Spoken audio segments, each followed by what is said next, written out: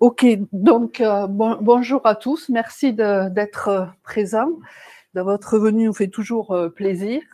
Alors, ce qu'on va faire ce matin, donc, c'est regarder les résultats prévisionnels de la campagne 2024 qui n'est pas finie d'un point de vue comptable. On a beaucoup de comptabilité qui se clôture en mars-avril 2025. Hein. Donc, ce sont des tendances.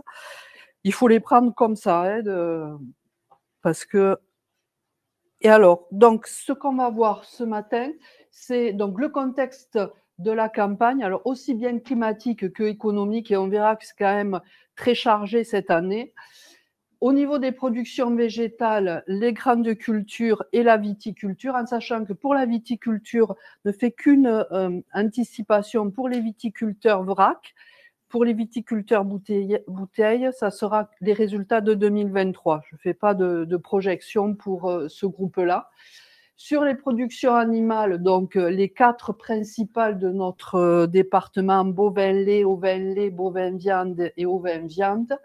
Et puis, on finira par la synthèse des anticipations et puis une ouverture par rapport à la santé financière des entreprises, parce que c'est vrai qu'on constate quand même des resserrements en termes de trésorerie chez un certain nombre d'exploitations.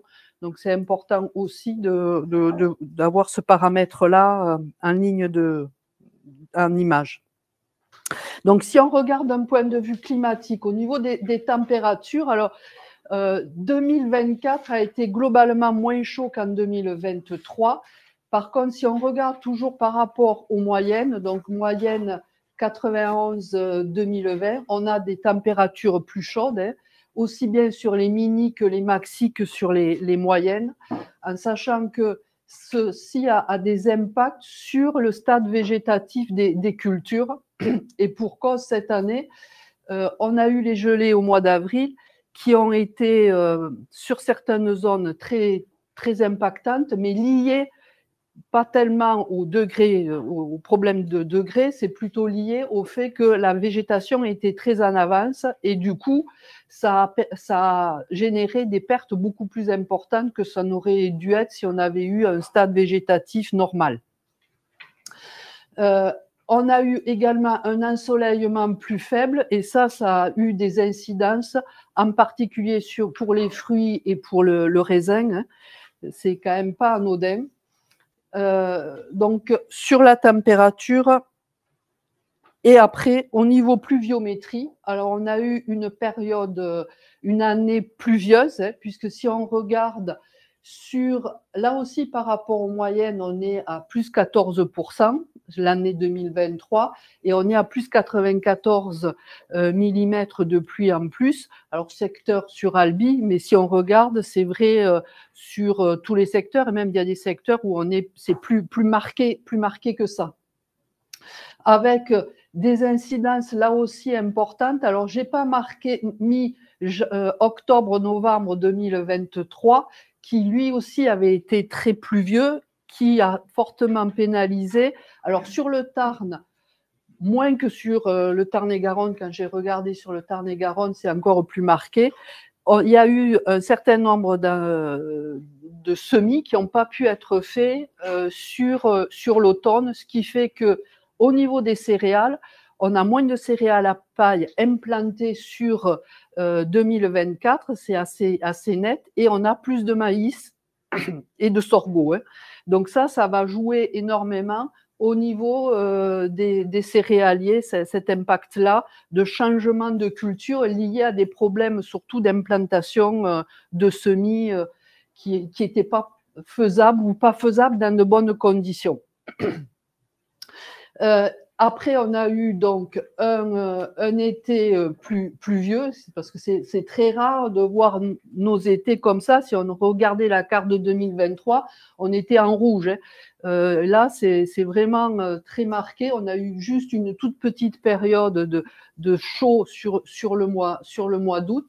Et ça a eu là aussi des incidences, du retard au niveau des cultures. Alors déjà que on avait semé sur certaines parcelles un peu tardivement, on se retrouve avec des récoltes très tardives et avec un mois d'octobre aussi très pluvieux, donc qui a pénalisé au niveau des récoltes, donc du retard au niveau de certaines récoltes, et donc des rendements qui ont été moins bons que ce qu'on aurait pu penser à un moment donné, parce qu'il y a eu toutes ces conditions-là climatiques qui ont énormément perturbé. Donc c'est vrai que le climat est quand même un facteur très important au niveau agricole. Et ça a aussi un impact important, ce climat, sur la consommation des ménages. On le voit au niveau de tout ce qui est légumes, fruits. Ça a aussi des impacts quand même qui ne sont pas anodins. Si on regarde maintenant au niveau de l'énergie, on est sur une énergie… Attends, je suis allée un peu trop vite là. Attendez. Voilà. Donc, si on regarde au niveau contexte mondial, au niveau de la croissance, au niveau du monde, donc là, je vous ai mis les années précédentes. Donc là, on est avant Covid, et là, 2015-2019, donc avant Covid, les 3 dernières années et les prévisions. Alors, prévisions 2025, elles sont à prendre avec beaucoup de recul, parce que les événements, entre autres géopolitiques, font que les choses évoluent très vite. Toujours est-il qu'on est plutôt sur une croissance qui est revenue comme on avait avant, au niveau du monde, au niveau des USA, au niveau de la zone Europe, c'est pas encore ça, et également au niveau de la France, même si au niveau de la France on est un peu plus haut que la zone Europe, on est un peu en deçà, et au niveau de la Chine, on est plus en repli que ce qu'on était sur ces périodes-là. Ce qui est aussi à noter, c'est que les événements successifs qu'on a eus, aussi bien les pandémies, les conflits, et puis les diverses guerres et l'inflation également, tout ça, ça a des impacts quand même forts au niveau de la croissance. Et ce qu'on peut remarquer, c'est que l'écart se creuse au niveau des revenus entre les économies en développement et les économies avancées. Donc là aussi, c'est vrai, dans plein de domaines, on a les écarts se creusent à tout niveau. On a de plus en plus de dispersion forte. Au niveau de 2024, donc ça a été revu à la hausse pour les prévisions de croissance pour les USA et puis pour certains pays émergents d'Asie, et par contre revu à la baisse pour les grands pays européens et certains pays émergents. Sur 2025, il y a énormément d'incertitudes. Si on regarde au niveau de l'énergie, donc ici, vous avez en haut le gaz, et là, c'est le pétrole. Donc, on s'aperçoit qu'on a eu une progression très forte à un moment donné au niveau du gaz. Là, on est redescendu à des niveaux nettement plus faibles, mais on n'est pas revenu, c'est vrai aussi pour le Brent, on n'est pas revenu à ce qu'on avait en 2019-2020. Mais c'est vrai que l'énergie est quand même moins chère, malgré les tensions politiques qu'on peut avoir au niveau du Proche-Orient, entre autres. Au niveau de l'électricité, si on regarde les prix spot, on a une baisse quand même notable des prix spot. On a eu une très forte progression là en 2021. On revient sur 2023 plus faible, mais on n'est pas revenu au niveau de ce qu'on avait en 2020. Donc l'énergie, même si ça coûte moins cher, elle est plus chère que ce qu'on payait en 2020. Et sur les tarifs réglementés, donc qui sont déconnectés quand même de ces tarifs-là, on est sur 2024 à une progression de 8,6. Et sur 2025, on devait avoir une baisse. Alors, est-ce qu'elle sera effective? Il faudra voir. Sur la monnaie, là, au niveau parité euro-dollar, donc là, sur une plus longue période, chaque fois qu'il y a des événements particuliers, on s'aperçoit que ça a une incidence forte sur la parité euro-dollar, soit à la favorable, soit, enfin, ça dépend de quel côté on se place, mais ça a toujours une évolution très forte, suivant les événements politiques. Et sur un an, on voit que sur un an, on a quand même, alors l'échelle est plus resserrée, mais on va un 10 à 1,04 et ça, c'est pas anodin par rapport à nos exportations, mais également par rapport à nos importations. Ça a des incidences quand même assez importantes. Au niveau de l'inflation, donc au niveau de l'inflation, si on regarde, on était sur un niveau d'inflation au niveau du monde à 2023 à 6,7%, 2025 à 4,3%. Ça, c'est des prévisions. 2024, 5,8 et zone euro 2,4 en termes de prévisions. Et au niveau de la France, on serait autour de 2,5, en sachant que l'objectif, c'est d'arriver autour des 2%.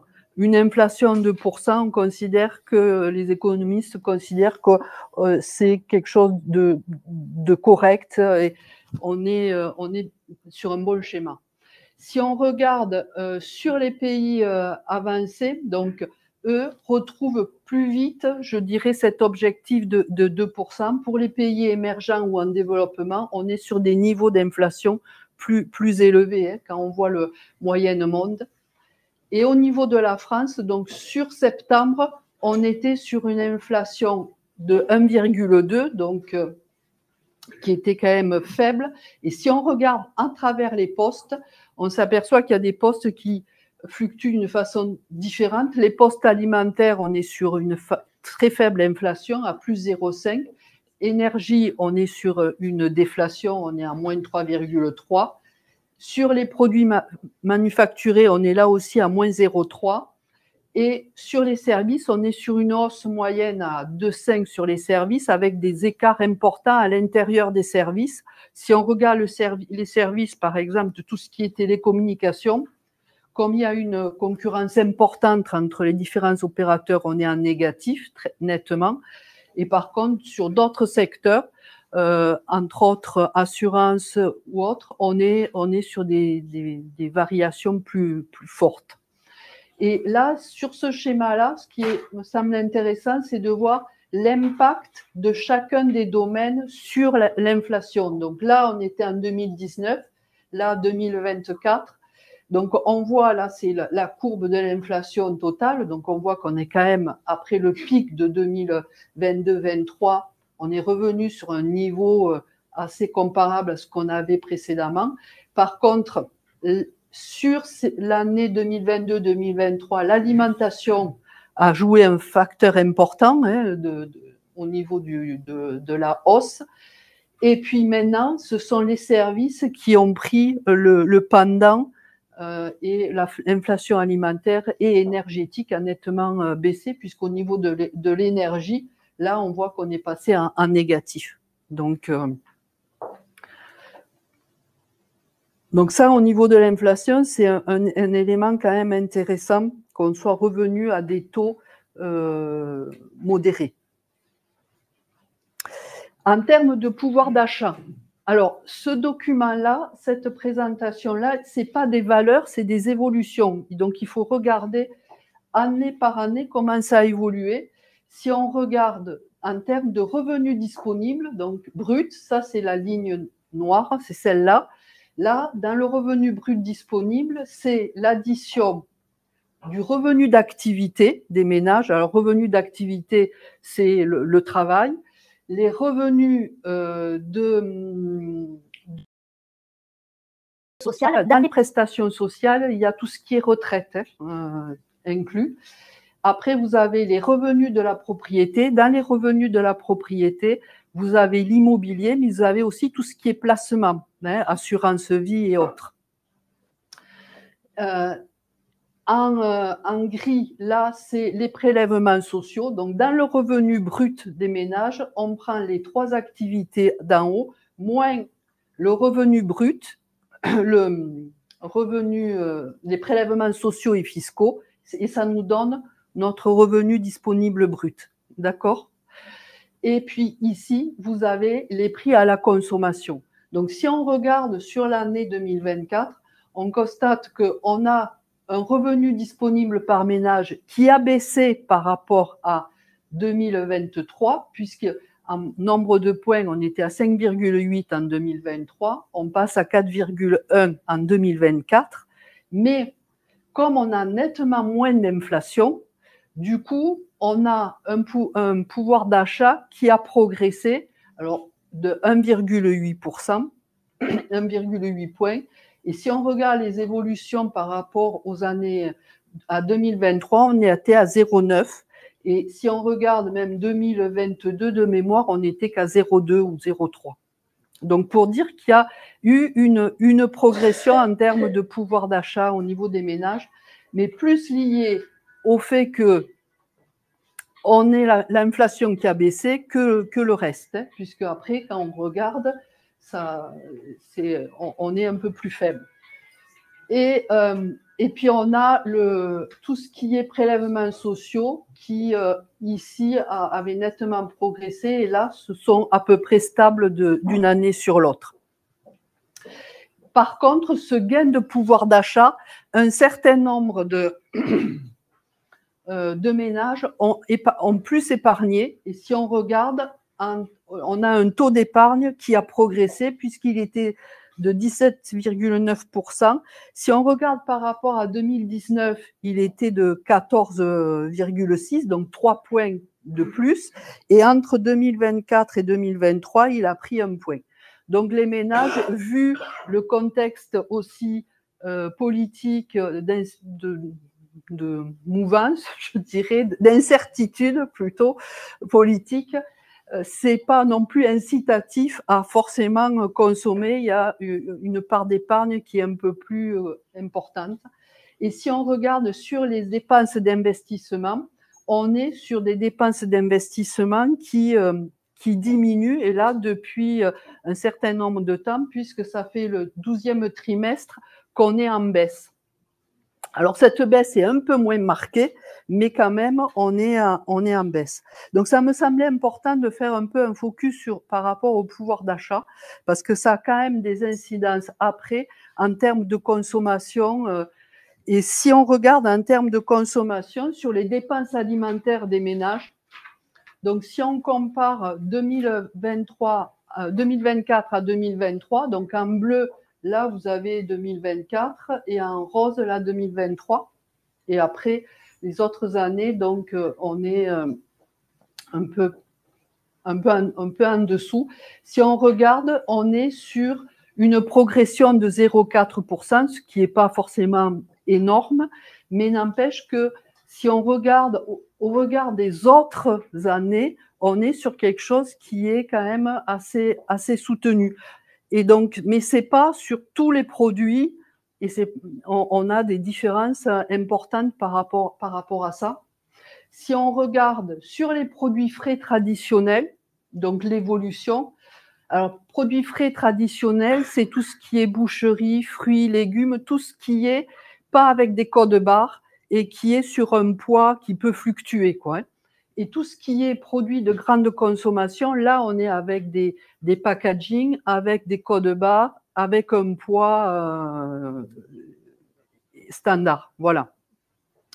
Donc, si on regarde en termes de valeur, on a diminué de 0,9 sur les produits frais traditionnels et on a progressé de 1% sur le reste. Si on regarde en volume, donc les PGC ont progressé, sauf sur tout ce qui est liquide, sucre et épicerie. Et les PFT, donc eux, par contre, sont en recul, mais c'est lié aussi au fait que les rayons coupe disparaissent aussi et aussi le consommateur préfère aussi, par rapport à son budget, acheter quelque chose dans un packaging bien déterminé. Il y a le prix, il y a le poids, donc il n'y a pas, je dirais, de surprise au moment où on va régler. Et donc ça, c'est quelque chose qui est assez fort aussi.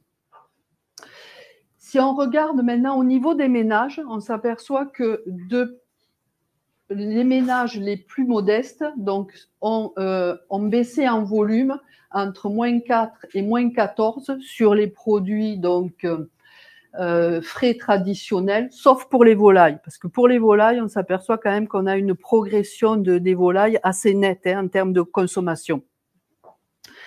Et les ménages les plus aisés, eux, sur les deux produits, une progression de leur consommation. Et au niveau des produits bio, on voit une petite reprise s'amorcer, surtout sur tout ce qui est lait, yaourt, fruits. Par contre, sur tout ce qui est fromage, ça bouge un peu, mais encore, ça reste en deçà. Sur le bio, alors sur le bio, quand on regarde les grandes surfaces, ça s'améliore peu. Mais par contre, sur les commerces spécialisés, là, il y a de la progression. Et donc, pour finir ce volet contexte, un peu sur l'exportation des filières agricoles et agroalimentaires françaises.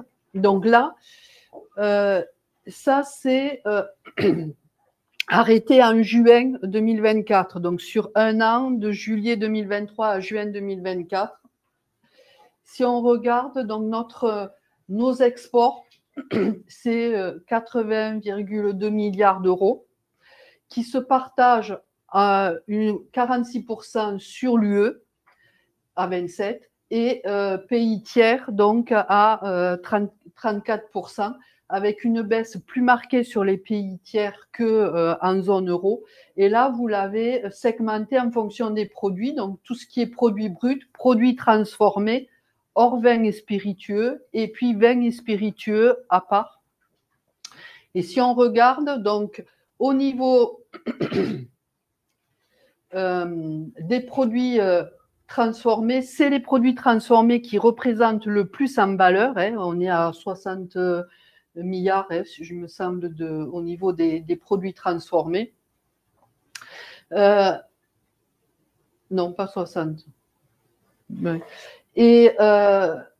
Mais sur les pays tiers, c'est les vins et les spiritueux, je dirais, qui tirent aussi vers notre balance commerciale d'une façon assez importante. Et si on regarde maintenant le positionnement de la France comme fournisseur dans le monde, on est à la 4e place pour tout ce qui est produits transformés et à la 8e place pour tout ce qui est produits bruts. Et là, on a nos parts de marché dans le monde, dans l'UE et vers les pays tiers. Donc, on s'aperçoit que sur les vins spiritueux, on a une place importante au niveau du monde, puisqu'on est à 17%, et c'est sur les pays tiers où on est le plus important. Alors, dans les vins spiritueux, il y a tout ce qui est champagne aussi. Donc, ça a une part importante quand même. Sur les produits transformés, donc on est à 3,7 et sur tout ce qui est produits agricoles et agroalimentaires, on est à 4,5 sur je dirais, le fromage mondial, quoi, notre part de marché. Si on regarde au niveau des produits agricoles, nos premiers clients, alors sur les 10, on en a 6 qui sont dans l'Europe et le premier, ce sont les Belges. Et puis, donc, le Royaume-Uni qui arrive en 5e position, 6e les États-Unis et 8e la Chine. Et les Belges, ça a nettement progressé, parce qu'il y a quelque temps, ce n'était pas forcément la Belgique qui était en premier acheteur. Si on regarde maintenant en termes de balance commerciale, donc, qui est positive, donc là, notre balance, c'est la différence entre nos exports et nos imports. Donc, on est positif sur tout ce qui est vin et spiritueux, sur ce qui est céréales, les produits laitiers, animaux vivants et génétiques. Sur la génétique, on a une bonne valorisation à l'export. Sucre et puis tout ce qui est semences. Et puis après, donc là où on est plus en déficit, c'est sur tout ce qui est oléagineux, les viandes, produits carnés, la pêche, les produits d'épicerie, les fruits et légumes, c'est quand même assez important en termes de fruits et légumes. Et puis après, un volet biodiesel et bois qui est lui aussi, c'est surtout le bois et dérivé où on est fortement négatif. Alors, si on enlève le biodiesel et le bois, on est sur une balance qui est positive. Et si on intègre les deux autres facteurs, on est sur une balance depuis 2022 qui devient négative.